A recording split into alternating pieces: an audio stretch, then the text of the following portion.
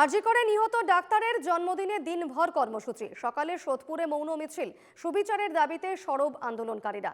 বিস্তারিত জানবো, কথা বলবো, আমাদের প্রতিনিধি মিন্টু রয়েছেন আমার সঙ্গে। মিন্টু, আজ অভয়ার জন্মদিন এবং সারা দিন জানা যাচ্ছে বেশ কিছু কর্মসূচি রয়েছে, মূলত কি কি কর্মসূচি রয়েছে আজ? দেখো দুপুরনা সকাল থেকেই আজকে দীর্ঘ 6 মাস হয়ে গেল। এই 6 মাসের মাথায় আজকে আজ পর্যন্ত একজন ছাড়া আর কেউ কোনো দোষীরা গ্রেপ্তার বা চিহ্নিতকরণও হয়নি।